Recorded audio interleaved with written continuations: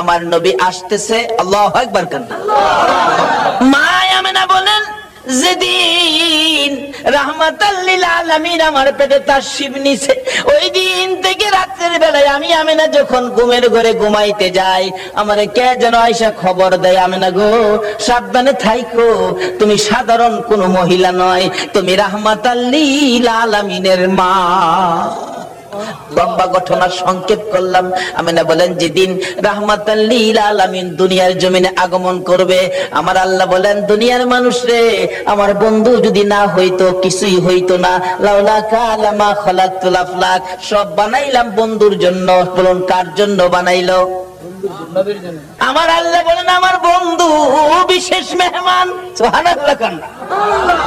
আমার বন্ধু বিশেষ মেহমান। বন্ধু যাওয়ার আগে আদম নবী পাঠাইলাম, যাও ক্লিয়ার করো। শীষ নবী পাঠাইলাম, ক্লিয়ার করো। মুসা নবী পাঠাইলাম, পরিষ্কার করো। ইব্রাহিম নবী পাঠাইলাম, সুন্দর করে সাজাও। সমস্ত পৃথিবীকে প্যান্ডেল বানাও। সমস্ত পৃথিবী হলো নবীর আগমনের প্যান্ডেল। আল্লাহু আকবার কান্না। সমস্ত পৃথিবী নবীর আগমনের প্যান্ডেল। নবী যদি না হইতো পৃথিবী হইতো না। বলুন, এই মাহফিল যদি না হইতো প্যান্ডেল কি হইতো? প্যান্ডেলের কারণ মাহফিল। আমার আল্লাহ বলেন, পৃথিবীর কারণ আমার বন্ধু। সমস্ত পৃথিবী প্যান্ডেল বানাইলাম, আমার নবী বিশেষ বন্ধু আসবে। মক্কা নগর হলো স্টেজ, মা আমেনার কুল হইল আসন। মা আমেনা বলেন, যেদিন আমার শিশু নবী দুনিয়ায় আসবে, রাত্র ৩টার দিকে আব্দুল মুত্তালিব বলেন, খবর পাইলাম আকাশে আমার নাতি হবে রে, নাম হবে মুহাম্মাদুর রাসূল। এই খবরটা পাই আব্দুল মুত্তালিব একটা চিৎকার মারছে, আমার নাতি হইছে রে। দৌড়াইয়া আমেনার ঘরের দরজাটার সামনে দাঁড়াইয়া ডাকাইতেছে, আমেনা রে দরজা খুলে দে, আমার এতিম নাতিটারে আমার কুলে উঠাইয়া দে, আমি আমার নাতিরে 2 গালে চুমাবো। আমার নাতি এতিম রে, বাবা নাই, কে আদর করবে? ভিতর থেকে উম্মে আইমান ডাকতেছে, আব্দুল মুত্তালিব আপনি কি পাগল হয়ে গেছেন? আপনার নাতি হবে না নাতিন হবে আপনি কিভাবে জানেন? এখনো সন্তানাদি দুনিয়ায় আসে নাই। আমেনা ঘুমিয়ে আছে। সুবহানাল্লাহ। আমার তোমার আমার মা বাচ্চা হলে ওয়া ওয়া করে কান্দে, হাউ মাউ করে কান্দে, পানি খায়, মাথায় পানি দেয়। এবার উম্মে আইমান বলেন, আব্দুল মুত্তালিব গো, আমেনা ঘুমায় আছে, কোনো খবর পাইছি না। আমার আল্লাহ বলেন, ফেরেশতারা রে, আমার বন্ধু মারে যেন কষ্ট না দেয় রে, আমার বন্ধুর মারে ঘুম পাড়াইয়া রাখ। আমি আল্লাহ কুদরতি ভাবে আমার বন্ধুকে প্রসব করাইবো। যদি কুদরতি ভাবে না হইতো নবীর গোসল লাগে না কেন? আল্লাহু আকবার জান্নাহ। ঘুম পাড়ায় রাখ, আমার বন্ধুর মা আমেনাকে ঘুম পাড়ায় রাখ। আমি আমার বন্ধুকে কুদরতি ভাবে বাহির করব, এমন কুদরতি ভাবে বাহির করব রে, আমার বন্ধুর গোসলের প্রয়োজন হবে না। দয়ার নবী, মায়ার নবী দুনিয়াতে আসবে। দাদা আব্দুল মুত্তালিব দরজায় দাঁড়ায় কান্দে, উম্মে আইমান দে, আমার কুলে উঠাইয়া দে। উম্মে আইমান বলেন, এখনো সন্তানাদি হয় নাই, ছেলে হবে না মেয়ে হবে কিভাবে জানি, এখনো তো কোনো সন্তান আসে নাই। আমেনা তো ঘুমিয়ে আছে, কোনো খবর পাইতেছি না। হঠাৎ করে আব্দুল মুত্তালিব বলেন, তোমরা কি খবর পাও নাই নাতি যে হবে রে? আমার নাতির খবর আমি আকাশে পেয়েছি। আব্দুল মুত্তালিব বলেন, আমি শুনেছি আকাশে রহমতের ফেরেশতারা আমার নাতির প্রেমের গান গায়। ও আব্দুল মুত্তালিব, তুমি কি পাগলামি করতেছো? কই তোমার নাতি? তোমরা খবর পাও নাই, আমি খবর পাইছি। আকাশে গান শুনেছি, আকাশেতে লক্ষ তারার জোনাক জ্বলেছে। বলুন, আল্লাহ তাআলা রহমতেরই দুয়ার খুলেছে। হায়রে আল্লাহ তাআলা রহমতেরই দুয়ার খুলেছে। উম্মে আইমান, আমি আকাশের মধ্যে আমার নাতির আগমনের গান শুনেছি। দরজাটা খুলে দে, একটু সবুর করুন। ভাবে বোঝা যায় এখনই বুঝি এসে যাবে সন্তান। একটু পরে উম্মে আইমান বলেন, আমি দেখি একটা পূর্ণিমার চাঁদ উদয় হয়ে গেছে। মা আমেনা বলেন, আমি দুইটা হাত বাড়াইয়া আমার শিশু সন্তান শিশু নবীকে কোলে নেওয়ার পর আমি দেখি যে আসনের মধ্যে গো এই অতিথি ছাড়া আর কেউ বসতে পারে না। বলুন আমেনার কোলে আমার নবী ছাড়া আর কেউ বসতে পারছে কিনা? আমার নবীকে কোলে নিয়ে যখন মা আমেনা বসে গেছে, মা আমেনা বলেন, আমি দেখি দুইটা পাহাড়ের একত্রিত হয়ে গেলে খানায় কাবা পাহাড়ের নিচ দিয়া আমার শিশু সন্তানের সেজদা জানাইতেছে। শুধু খানায় কাবা নয়, আমি দেখি রে মক্কা নগরীর পাহাড় গুলো আমার ঘরের চারিপাশে ঘুরতেছে, রহমতের ফেরেশতারা চারদিক ঘুরতেছে আর গুনগুন করে গান গাইতেছে। তোরা দেখি যা আমিনা মায়ের কোলে, তোরা দেখি যা আমিনা মায়ের কোলে, এলো আল্লাহর হাবিব 12 রবিউলে, এলো আল্লাহর হাবিব 12 রবিউলে, তোরা দেখি যা আমিনা মায়ের কোলে। এই নবীরে চিনো গো, এই নবী ব্যতীত বিপদ উদ্ধার হবে না।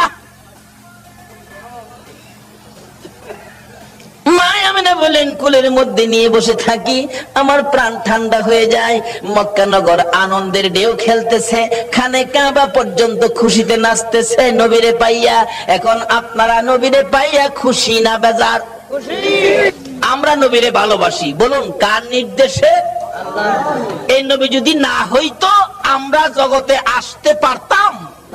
কিছুই হতো না। আল্লাহ পাক আমাদেরকে বুঝাইতে চাই, আসুন নবীজি দুনিয়াতে আইসা গেছে রাহমাতাল লিল আলামিন নবী, একের পর এক বয়স হতে চলছে।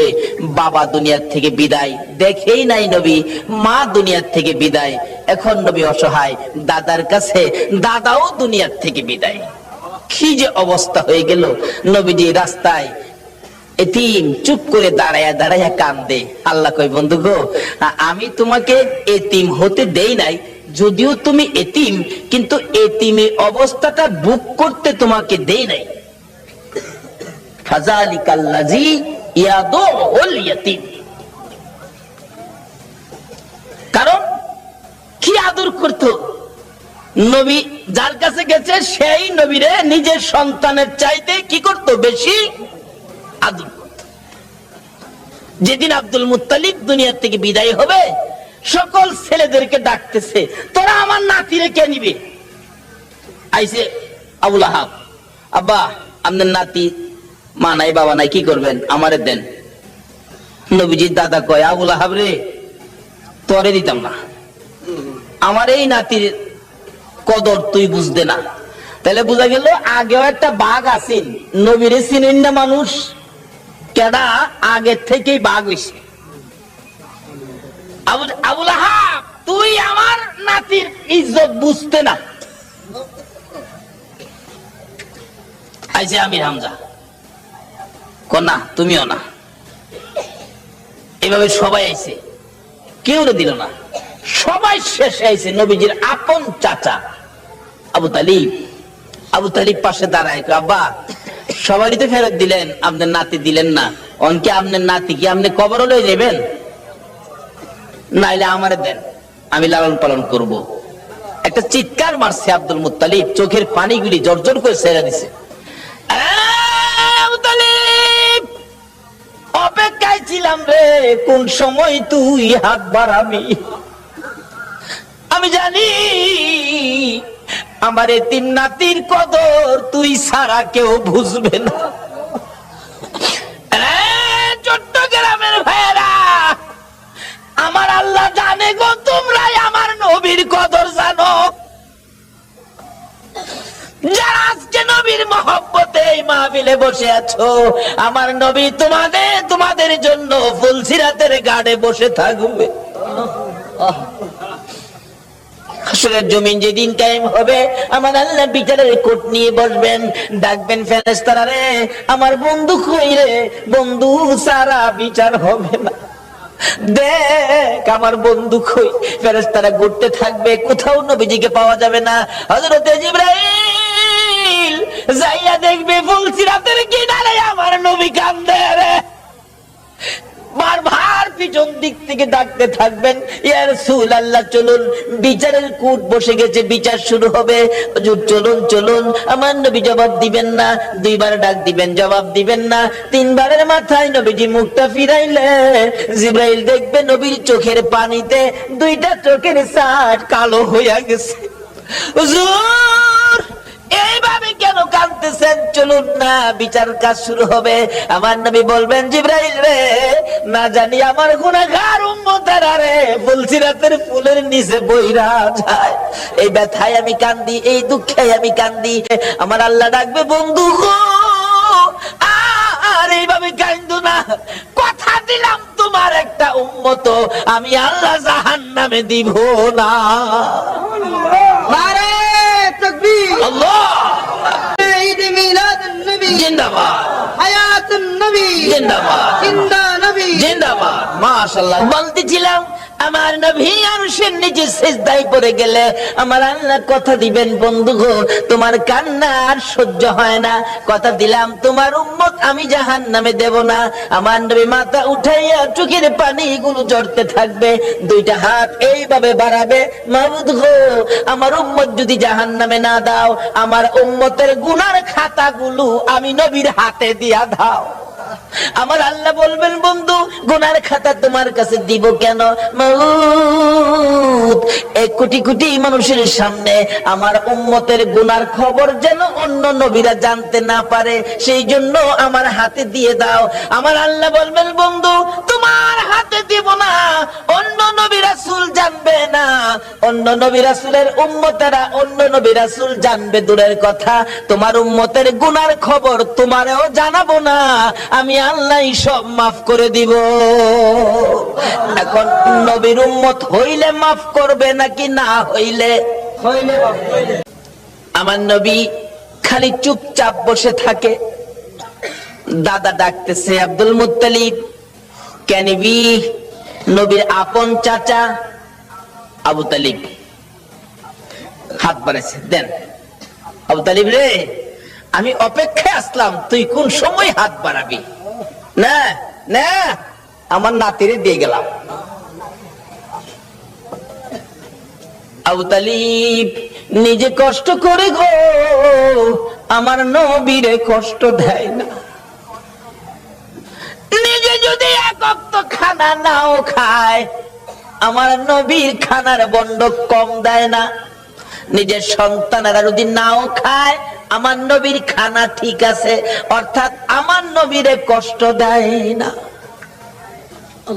অভাবী সংসার, কিতাব বলে আরব দেশে অভাব, তখনকার সময় অভাব ছিল। নবীজি চাচা আবু তালিবের ঘরে কিন্তু অভাব।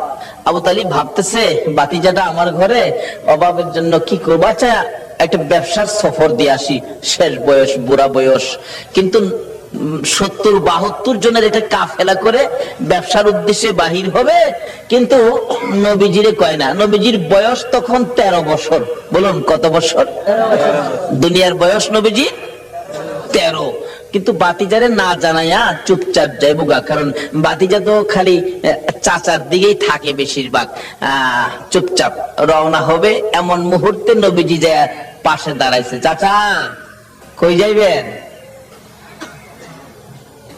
আপনি ভাবছেন আমারে না কইয়া যাইবেন গা? আপনি বুড়া বয়সে এই বোঝা বইবেন আমি বাতিজা কোন দিনের জন্য আছি, দেখছেন নি নবী কি শিক্ষা দিছে? চাচার কষ্টে বাতিজা যাইতেছে, আর ওখানে বাবার কষ্টেও পোলাই যায় না, নবীর উম্মত হইবেন কেমনে? নামাজ পড়াও তো কোনো লাভ হবে না। চাচা কি আমাদের না লইয়া যাইতে পারবেন না? আরে বাবা, চাইছিলাম যে তোমার কষ্ট হবে হাঁটার রাস্তা। চাচা যত কষ্টই হোক আমার নেওয়া লাগবো, আমি থাকতে আপনি চাচা কষ্ট করবেন? দেখছেন চাচারে দেয় না কষ্ট করতে। নবী কি শিক্ষা দিলেন, কি আদর্শ! আর ওখানে বাপের মাথায় পূজা দেয়। বিশ্ব নবী জন্ম নিলেন মায়া মেনার কুলে, আল্লাহ সারা মাবুদ নাই রে ধর্ম দিলেন খুলে। শক্তিশালী আরব জাতি বিরোধ ছিল যারো, টিকলো না তার গুণের কাছে আল্লাহ সহায় যারো। মানবে দানবে মোহাম্মদ নাম লয়। আসুন আলোচনার সংক্ষেপ, রাত্র গভীর হয়ে গেছে, দোয়া হয়ে যাবে, অল্প একটু সময় বসুন। দয়ার নবী মায়ার নবী কি শিক্ষা দিলেন। নবী আল্লাহ পাইতে গেলে ট্রান্সমিটার হলো নবী। এই নবী ব্যতীত আল্লাহর সাথে সম্পর্ক করা যাবে না। যাই হোক, এবার নবীর শিক্ষা। নবী বলেন, চাচা আমারে থুইয়া যাইবেন? আমারে থুইয়া পারতেন না, আমি যাবো লগে। কি করবো, একেবারে নাসুর বান্দা যাই বই লগে রওনা হইছে। যাইতে যাইতে যাইতে যাইতে ওদিক দিয়া বহিরা নামে এক পাদ্রী তাওরাত জাবুর ইনজিল কিতাবে পাইছে। 13 বছর বয়সে আখিরি নবী। সুবহানাল্লাহ কন্যা। 13 বছর বয়সে আখিরি নবী চাচা আবু তালিবের সঙ্গী হইয়া এই পথে ব্যবসার কাফেলার সাথে আসবে। এই তাওরাত জাবুর ইনজিলের মধ্যে খবর পায়া এই পাদ্রী রাস্তার কিনারে মুসাফির খানা করছে। মুসাফির খানা কইরা কোন মুসাফির আইলেই ডাইকা নিয়া নিয়া খাওয়া খাওয়া গিয়ে দেহে কিতাবটা লয়ে যা। আখিরি নবী এরকম নমুনা, এরকম আকৃতি, বাবার নাম এই, মার নাম এই, চাচার সাথে আইব, এই বয়স 13 বছর বয়সে।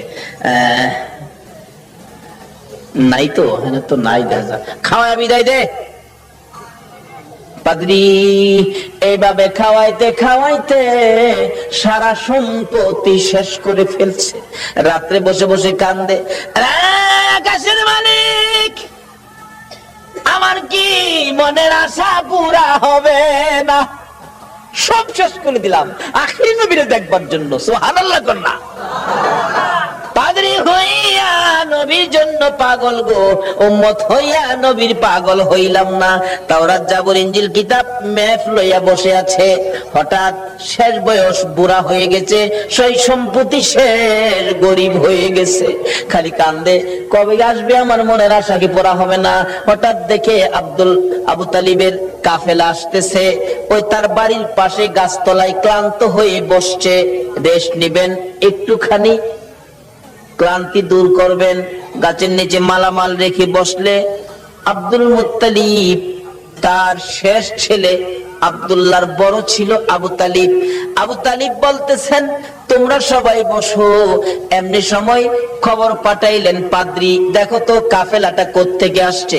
এই কাফেলার দিকে তাকাইলে কেন জানি রে আমার মন শান্তি লাগে। আমার সঙ্গীরা জিজ্ঞেস করে দেখ এই কাফেলাটা কোত্থেকে আসছে। মনে হয় মক্কা থেকে আসছে। কাফেলার সাইজে কয় এরা মক্কাবাসী। জিজ্ঞেস করলেন, আপনারা কোত্থেকে আসছেন? মক্কা থেকে। ব্যবসার উদ্দেশ্যে যাবেন? সর্দারকে? সর্দার হলো আবু তালিব। আপনি সর্দার খবর দিলেন, একটা সর্দার পাইছি, মক্কার কাফেলা আসছে। আমার নবীকে বলতেছেন, এই তোমরা সবাই ক্লান্ত, রেস্টে থাকো। আমার নবী মুরব্বীদের কাছে বসলো না, সবাই গাছতলায় বসছে। আমার নবী 13 বছর বয়স, সবচেয়ে কম বয়সী ছিলেন কাফেলার মধ্যে। আমার নবী মুরব্বীদের কাছে বসলো না। ও বাবা যুবকেরা, আমার নবী কি শিক্ষা দিয়ে গেলেন? নবীজি দূরে যাইয়া একটা মরা গাছের নিচে বসছে। বলুন কোন গাছের নিচে? আরো জোরে কন। আমার নবী একটা মরা গাছের নিচে যায় বসছে। মুরব্বীদের পাশে বসে নাই, মুরব্বীদের কাছে নবী আসে নাই। কেন? মুরব্বীরা বয়স বেশি, মুরব্বী তাদের কাছে, আমি বাচ্চা মানুষ কেমনে যাব? অহংকার দিনের ছেলেরা, তরুণেরা, যুবকেরা চার দোকানে যাইয়া মুরব্বীরে কোনি মারে।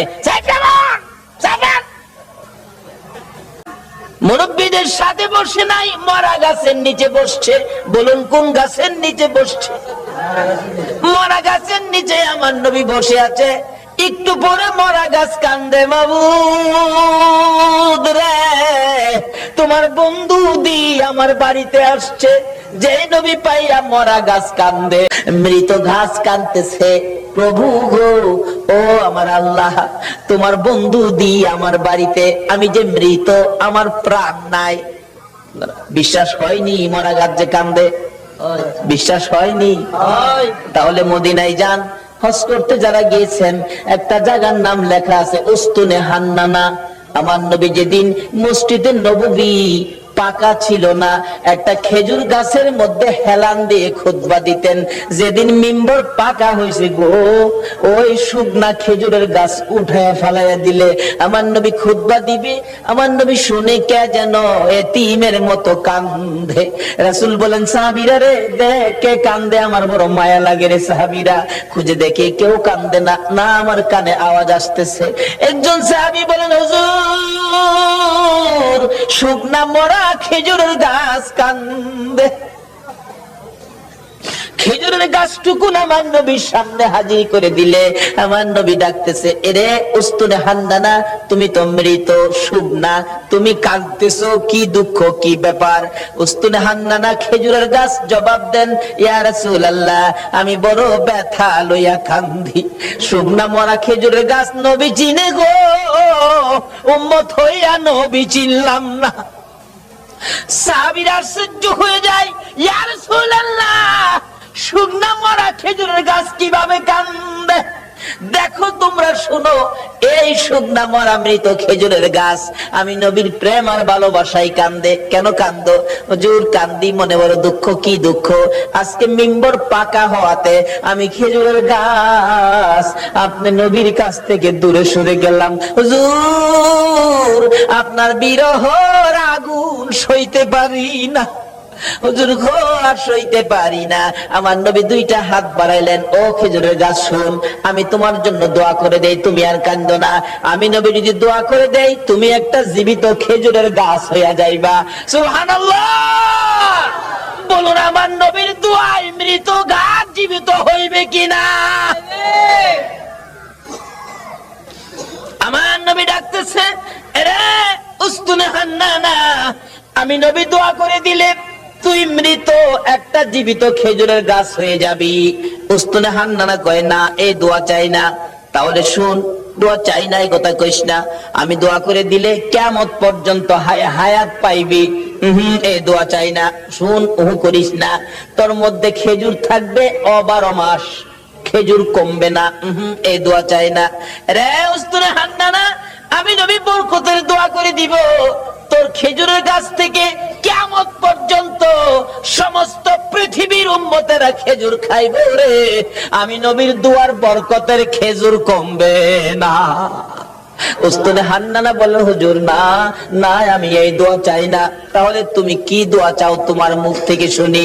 উস্তাদ হান্নানা কান্দে, হুজুর আপনি নবী যেই জান্নাতে থাকবেন, আপনি নবী যেই বিছানাটাই শুইবেন, ওই জান্নাতের পাশে আমি একটা খেজুর গাছ হইয়া আমি সব সময় আপনি নবীরে দেখতে চাই। খেজুর গাছ হইয়া নবী দেখতে চাই, নবীর পাগল হয়, উম্মত হইয়া নবীর পাগল হইতে পারলাম না। দয়ার নবী, মায়ার নবীর প্রেমের ভালোবাসায় নবীজি মৃত গাছের নিচে বসলে মৃত গাছ কাঁদতেছে, প্রভু গো আমার প্রাণ দাও না, তোমার বন্ধুরে খেদমত করব। সঙ্গে সঙ্গে মৃত গাছ জীবিত হইয়া যায়। গাছে ডাকতেছে, প্রভু গো আমার মধ্যে ফুল দাও, পাতা লতা দাও। পাতা লতা বেরিয়ে গেছে, হুজুর আমার মধ্যে ফল দাও। আমার আল্লাহ ফল দিয়ে দিলেন। ডাকতেছে গাছ, হুজুর মৃত ছিলাম, আপনার প্রেমে জীবিত হলাম। যে নবীর প্রেমে মৃত গাছ জীবিত হয়, এ নবীর ভালোবাসায় কি পুরস্কার পাওয়া যাবে কিনা? ডাকতেছে, হুজুর আপনার প্রেম ভালোবাসায় জীবিত হলাম, ফলের ব্যবস্থা করলাম, হুজুর ফল খান। হুজুর আমি আপনার খেদমতে হাজির হলাম, ফল খান। খাই হুজুর আমার জন্য আরো বরকতের দোয়া করুন। এদিক দিয়ে ঘটনা চলছে, ওদিক দিয়ে পাদ্রী ডাকতেছে, নিয়ে আসো মক্কার কাফেলা নিয়ে আসো। এখন মালামাল পাহারা দেওয়ার জন্য দিয়ে গেলেন নবী রাহমাতাল লিল আলামিন। বাবা মোহাম্মদ, তুমি মালের পাহারায় থাকো, কারণ তুমি আলামিন, তুমি সত্যবাদী, তোমাকে সবাই বিশ্বাস করে, তুমি থাকো, আমরা যাই। পাদ্রী ডাক দিছে, ঘরের ভিতরে দিয়ে বসাইছে, সবাই বসেন, খানার ব্যবস্থা করেন। পাদ্রী কিতাবটা নিয়ে আইছে। তোমরা কি মক্কার কাফেলা? হ্যাঁ। মক্কার কাফেলা? হ্যাঁ। কতজন তোমরা? 72 জন। এখানে কতজন? 71 জন। আরেকজন কই? আরেকজন মাল পাহারা দেয়। আচ্ছা, তোমরা দাঁড়াও, খানা দিও না, খানা দিও না, রাখো। এই কাফেলার প্রধান কে? দাঁড়াইছে আবু তালিব, আমি প্রধান। তোমাদের সাথে আরো কেউ বাকি আছে? হ্যাঁ, আমার একটা ছেলে আছে, আমার ছেলেটা মাল পাহারা দেয়। তোমার ছেলের নাম কি? আমার ছেলের নাম মোহাম্মদ। পাদ্রী দুইটা চোখের পানি জর্জর করে ছেড়ে দিছে। আবু তালিব রে, কই রে তোর মোহাম্মদ? যতক্ষণ পর্যন্ত তোমার মোহাম্মদকে সামনে হাজির না করবা, ততক্ষণ পর্যন্ত তোমাদেরকে খানা দেওয়া হবে না। এমনি করে একজনকে পাঠাইলে, আমার নবীকে যখন নিয়ে আসলেন, ঘরের দরজার কাছাকাছি আসতেছে, এবার পাদ্রী দেখতেছে আমার নবীর মাথার উপর আকাশের মেঘের টুকরা ছায়া দিতেছে।